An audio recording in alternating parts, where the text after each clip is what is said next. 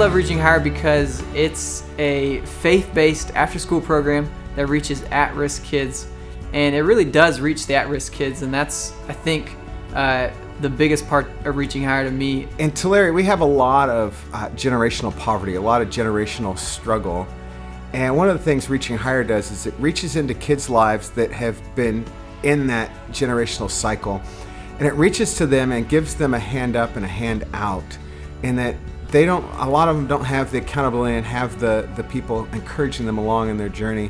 And Reaching Higher reaches into their lives, encourages them, and gives them an educational foundation so that they have a future and a hope far greater than they ever would have had on their own. It's helping kids after school with their homework and teaching them about the Bible and having lessons that they engage with and crafts and things that they can do, and provides a meal for them before they're picked up by their parents. It goes beyond just working with the students, but I also get to work with faculty and teachers, and getting to work in their classrooms, and hopefully my goal in being there is just to be a light, to be an encouragement. The students seem like they are more outgoing, more positive, and they see that there is hope and that they have a purpose in this world. And so the teachers can actually see a difference. It's worked out pretty well to where, you know, that kind of a program is needed, and we do know this in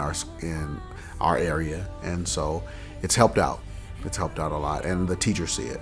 It's just amazing how a little time and a little love, it goes a long ways. It goes a long ways.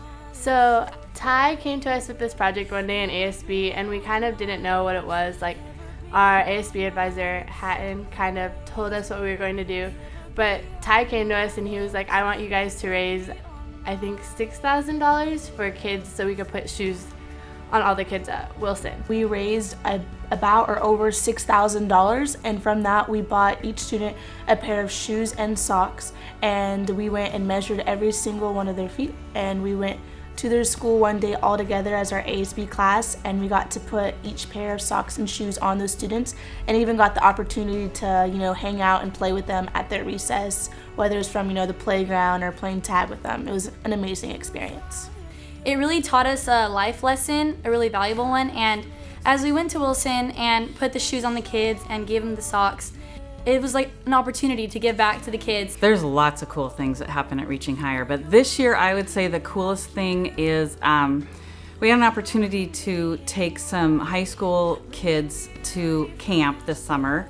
These are kids that we've worked with for years, and they earned an opportunity to go to camp by completing their homework and by participating in, you know, a lot of activities. And so they really wanted to be at camp, and then when they came home from camp, we had a lot of kids come to know the Lord and accept the Lord. And I mean, that's big. There's no other reason to do this ministry than to change their life and change their relationship that they will start with the Lord.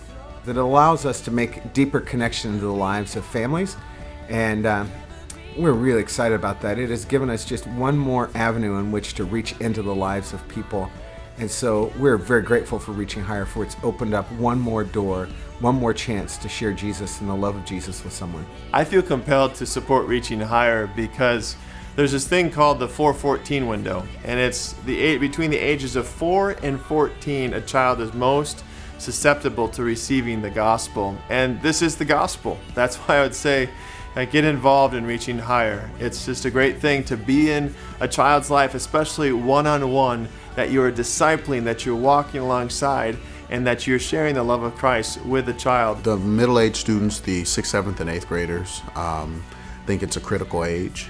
It is an age where sometimes you could get lost, not knowing who you are, and so helping them find, like I said, that gift that they have, and their identity is really beneficial at that age. The coolest thing I've seen is visiting some of the Reaching Higher sites, and to see some of the youth and some of the youth counselors in action as the counselors will interact with the youth in just a positive atmosphere. The best thing that I've seen happen so far in Reaching Higher is little kids messing up Bud Mao's hair.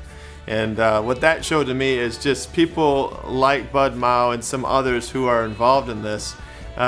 These people don't have to do this, but they do because they're humble and they love children and they get down on their hands and knees. And these kids are so like magnets to these people who are giving their time and giving their love and their energy and everything, and allowing kids to mess with their hair and do different things. That is one of the most fun things I've seen, because I think it demonstrates the heart of Jesus.